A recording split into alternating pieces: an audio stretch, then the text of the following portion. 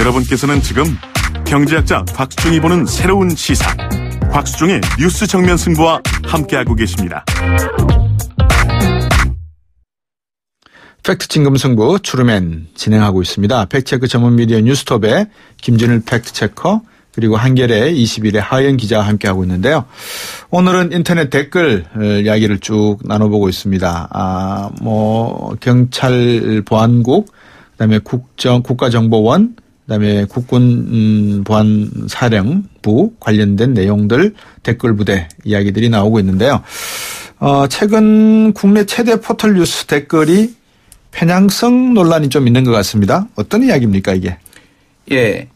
일단 청와대의 국민청원에 20만 명이 넘어서 이제 정책상 이제 청와대 정책상 답변을 해야 되는 상황인데요. 예. 일단 네이버의 기사에 달린 댓글에 이제 매크로라고 하는 자동 프로그램인데 자동으로 이렇게 댓글을 달거나 이런 프로그램이에요. 그래서 이런 거를 많이 사용한 흔적이 있다. 그러니까 한마디로 댓글을 조작한 누군가 개입해서 조작한 정황이 있다. 그래서 이런 것들을 처벌할 필요성이 있다라는 청원이 올라왔고요. 이거가 이제 논란이 되자 1월 19일 날 네이버가 경찰에 수사 의뢰를 한 상태입니다. 그러니까 여기에서 이제 국민청원은 네이버를 지목을 하긴 했지만은 네이버가 그러니까 조작을 했다라는 의미가 아니고 네이버의 댓글 정책 때문에 그런 외부 세력이 매크로를 통해서 이렇게 댓글을 조작할 수 있게 방치한 것 아니냐는 이제 비난이 쏠리자 네이버가 우리는 그런 거 아니고 어떤 사람이 했는지 모르겠지만은 경찰이 수사해달라라고 의뢰를 한 상태입니다. 그래서 이거는 조금 이제 좀 히스토리가 있어요. 무슨 얘기냐면은 지난 국감 때 이제 이혜진 전 의장 그러니까 네이버 전 의장 창업주죠. 그 사람이 그분이 나와서 이제 답변을 했는데 자유한국당에서 이제 네이버 댓글 관련해서 질의를 합니다. 질문을 합니다. 그러면서 댓글이 편향적이다라고 이제 질문을 했는데 송희경 의원이 했거든요. 그러니까 내용이 뭐였냐면은 네이버의 댓글 정책이 이제 호감도순이 이제 우선이었어요. 호감도순이 뭐냐면은 당시에 좋아요를 누르는데 네이버가 예전에 하고 바꾼 거예요, 한번. 왜 바꿨냐면은 단순히 좋아요만 누르면은 사람들이 좀 폐륜적인, 이를테면 올바르지 않은 것도 많은 사람이 좋아요 누르면은 상단으로 올라가잖아요. 그래서 좋아요와 그러니까 싫어요인지 정확하게 명칭 모르겠는데, 그러니까 그거의 호감과 비호감의 비율에 따라서 이걸 올리겠다라는 거였어요. 상단에 올리기는. 전체 댓글에 추천 글 중에서 좋아요 나빠요 중에서 좋아요 비중이 높은 걸 올리겠다. 그렇죠. 그러니까 그거 비율은 또 따져봐야 되는데 어쨌든 무조건 베스트, 그러니까 제일 많이 좋아요를 받았다고 해서 올리지 않겠다는. 그러니까 예를 들면은 문재인은 빨갱이다. 이게 좋아요 호감 댓글을 10,000번 받았는데 그러니까 비호감을 한 30,000번 받았어요. 그러면은 네이버의 원래 정책은 30,000번이나 되기 때문에 이거를 맨 위가, 왜냐하면 댓글도 순서가 중요하잖아요. 맨 위에 있는 거 제일 보니까 밑에 내렸는데 자유한국당 송희경 의원이 이거를 문제 제기를 합니다. 그러면서 이거가 조작 아니냐라고 하면서 네이버에 하니까 이혜진 의장이 그런 거 같네요. 알았습니다라고 바꿉니다. 그래서 좋아요, 호감과 비호감의 비율을 고려를 하지 않고 무조건 호감 많은 거를 맨 위로 올리게 된 거예요. 그러자 이제 많은 사람들이 의심을 하게 된 게 그때부터 조작이 들어가기 시작했다. 사람 무조건 클릭만 많이 받으면 되니까 사람들이 매크로 돌려가지고 좋아요를 누르게 하고 이런 것들이 하면서 이 네이버가 바꾼 것이 시발점이 됐다라는 것이 이제 요 히스토리입니다. 보통 좋아요 누를 수 있는 건 딱 한 번밖에 없잖아요. 한 컴퓨터가.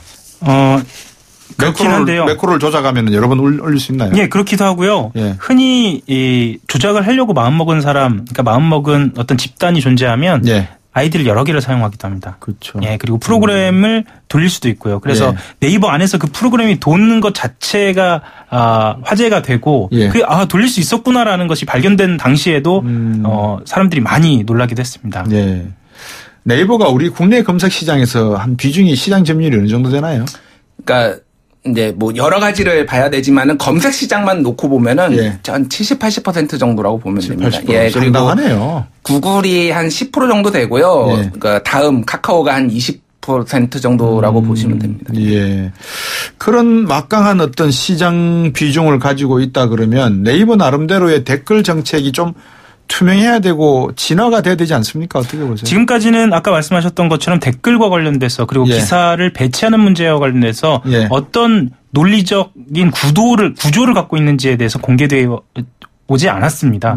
그리고 특히나 네이버 같은 경우에는 중요한 게 아까 말씀하셨던 것처럼 검색 시장에서 중요한 것이라기보다는 흔히 이 포털을 들어가자마자 댓글이 많은 뉴스라든가 자기가 본인이 선호하는 뉴스를 솎아내서 보여준다는 말입니다. 그리고 또 임의로 네이버에서 그것을 배치했을 때 그냥 그것을 그 순서대로 받아들이게 되는 거죠.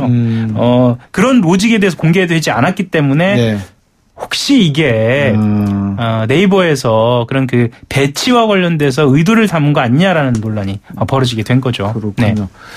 그러면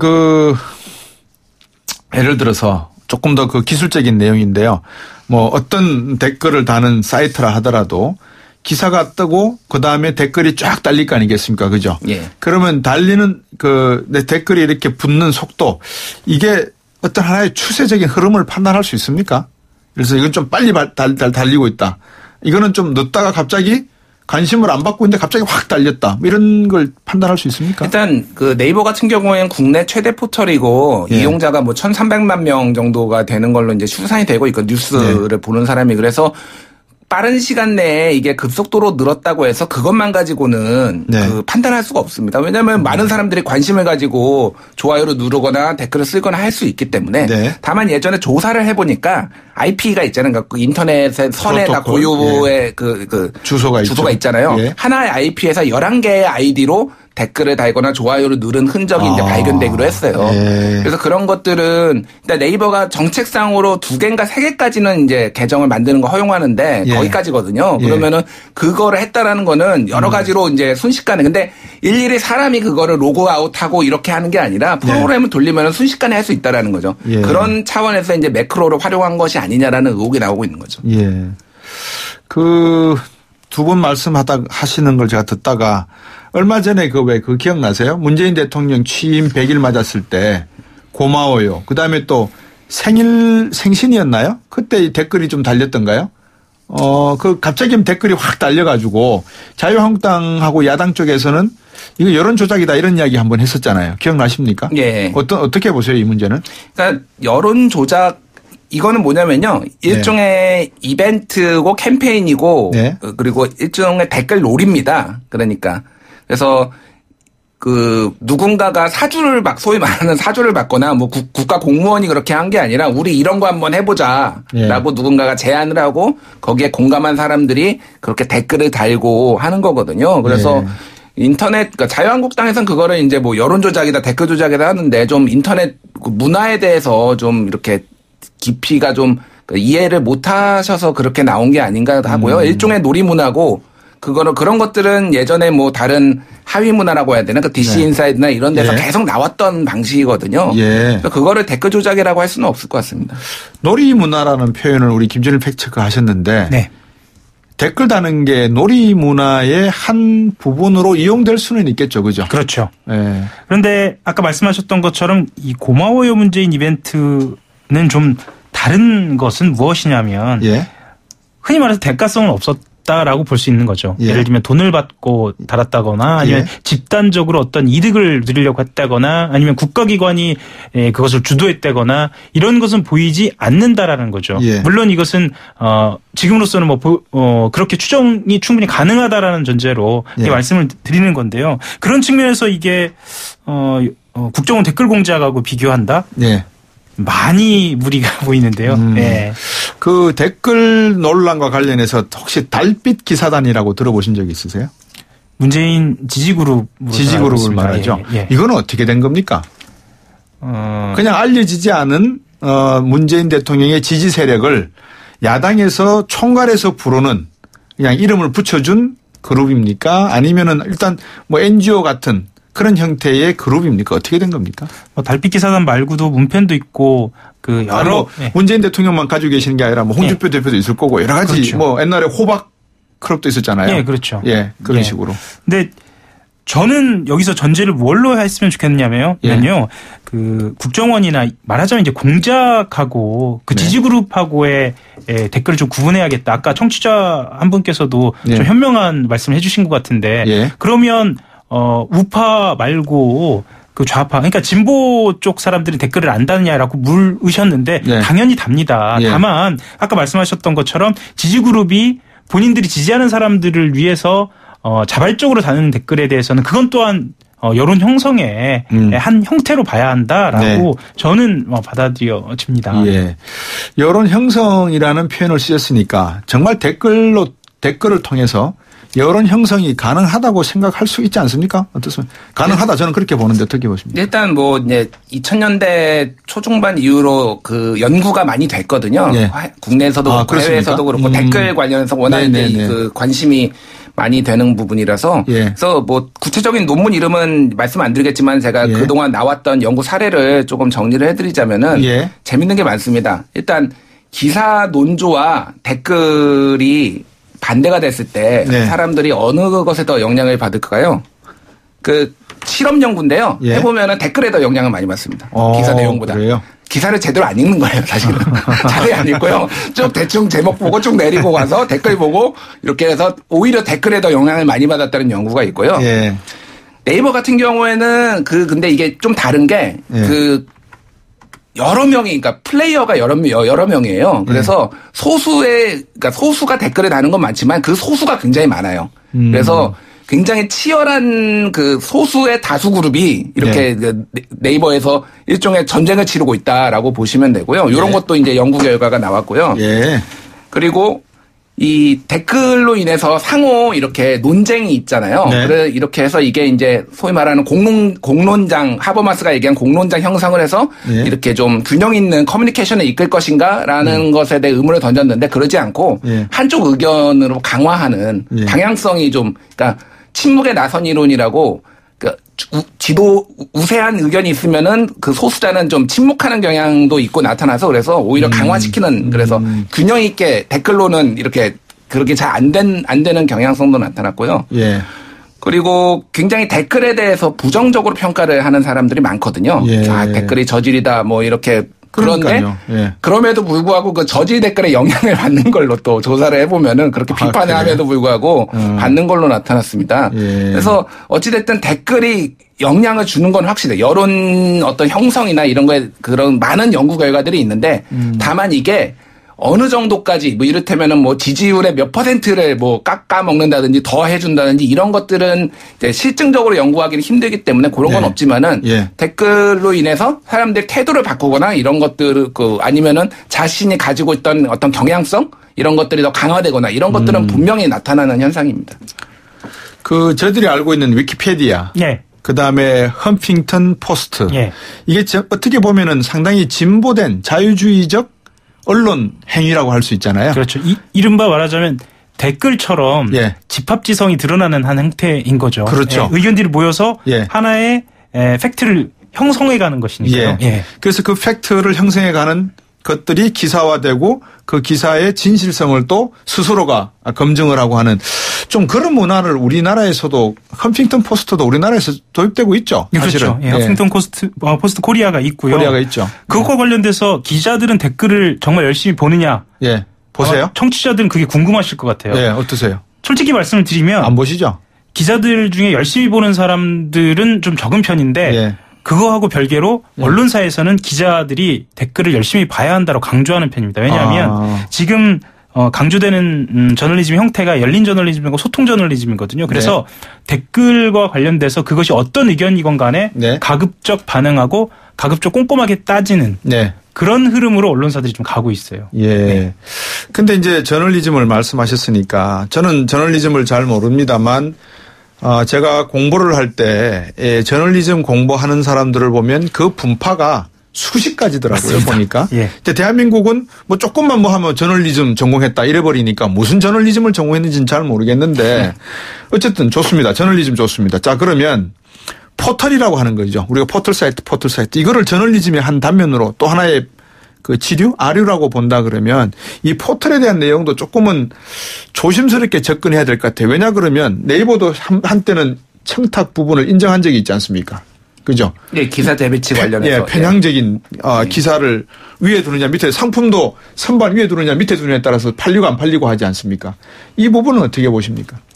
포털 부분. 일단 그 네이버를 위시한 다음이나 이런 포털들은 본인들이 언론이 아니라고 주장을 하고 있습니다. 예, 언론법상 언론이 아니다라고 얘기를 하고 있고요. 네. 일반 시민이나 이제 이용자들은 네이버를 언론으로 인식하고 있는 게 이를테면은 얼마 전 작년에 영국의 로이터 연구소에서 조사를 했는데 예. 그 개별 기사의 브랜드를 인지한 비율이 한국이 조사 대상 중에서 제일 낮았어요. 무슨 얘기냐면은 이게 조선일보 기사냐 한겨레 기사냐를 아는 게 아니라 네이버에서 봤다 페이스북에서 봤다 이런 거예요. 그러니까 사실상 언론으로서 역할을 하고 브랜드로서 역할을 하는 거예요. 네이버에서 봤기 때문에 나는 믿을 수 있다라는 거죠. 그러니까. 그래서 네이버의 역할을 하고 있고 언론단체나 언론계 학계에서는 네이버가 전통적인 형태의 언론은 아니지만은 이미 그 정도 영향력이 있기 때문에 언론으로서의 의무를 책임을 다 져라. 돈만 벌라고 하지 말고 하고 요구를 계속하고 있는 상황이거든요. 저도 그 말씀이 맞는 것 같은데 하영 기자. 예. 어떠세요? 그런데 어렵습니다, 사실. 네, 어려운 지점이 여러 가지에서 발견이 되는데 실제로 네이버가 그 기사를 배치하고 그리고 기사를 선정하는 과정에 있어서 아까 말씀드렸던 것처럼 투명성의 문제도 있고 언론이 실제로 네이버 그러니까 대형 포털에 종속되어 있는 문제도 좀 있거든요. 달리 그렇죠. 보면 단합해서 빠지는 거지만 또 달리 보면 언론 스스로 언론의 기능을 할 수 있게 기사를 전송하고 기사를 선별해서 쓰고 해야 하는데 포털의 구미에 맞게 예를 들면 어뷰징이라고 하죠. 같은 단어 그러니까 화제되는 단어를 중심으로 해서 기사를 쓴다든지 이런 그러니까 조회수 중심으로 나오는 기사들을 스스로 생산하고 있는 문제도 있거든요. 그래서 쉬운 문제는 아닙니다. 그렇죠. 쉬운 문제가 아니라는 점에 대해서는 뭐 다들 동의하실 것 같고요. 그 포털이라든지 앞으로 우리나라가 인터넷 언론 특히 우리나라는 많은 비교를 미국과 영국과 일본과 이렇게 선진화된 저널리즘을 가지고 있는 또 국민의식을 가지고 있는 우리도 물론 그에 못지는 않습니다만 비교를 많이 하지 않습니까? 근데 우리가 또 창조해 나가는 부분도 분명히 있거든요. 그 나라들보다 앞서서. 근데 그런 것들을 좀 발굴했으면 좋겠어요. 우리가 끝으로 간단하게 무엇이 다른 나라에 비해서 포털이나 인터넷 댓글의 문화상에서 특이한 점이 있다라고 정리할 수 있을까요, 김준일 백지? 유독 뭐 다른 나라도 마찬가지지만은 한국 유독 정치적인 어떤 이런 논쟁이나 이런 것들이 심하고요. 그거는 사실은 한국 이런 정치 지형이나 이런 것들의 독특한 특성이기 때문에 그거를 못하게 막을 수는 없습니다. 그러니까. 다만 이제 네이버의 댓글 정책 하나로 이렇게 왔다 갔다 하는데 네이버가 너무 뭐 자유한국당에서 뭐라고 했다고 즉각 바꿔버리고 이러면서 부작용이 생기는 거 아닙니까? 자신만의 원칙과 철학이 있고 그거를 설득해가는 과정에서 이게 문화가 만들어지는 거 네이버가 좀 제대로 해야 될 것 같습니다. 하영 기자 30초. 국회 감시가 필요한 대목도 이 대목입니다. 아까 이해진 의장 말씀 잠깐 하셨는데 자유한국당뿐만 아니라 민주당이나 정의당도 마찬가지입니다. 평화당도 마찬가지고요. 국회 감시를 통해서도 충분히 견제될 수 있는 여지는 좀 있는 것 같습니다. 아직은 남은 것 같습니다. 우리가 모든 것을 다 하나씩 따지고 찾아가자고요. 팩트 진검승부 트루맨 팩트체크 전문 미디어 뉴스톱의 김준일 팩트체커 한겨레 21의 하영 기자와 함께했습니다. 고맙습니다. 감사합니다. 박수정이었습니다. 고맙습니다.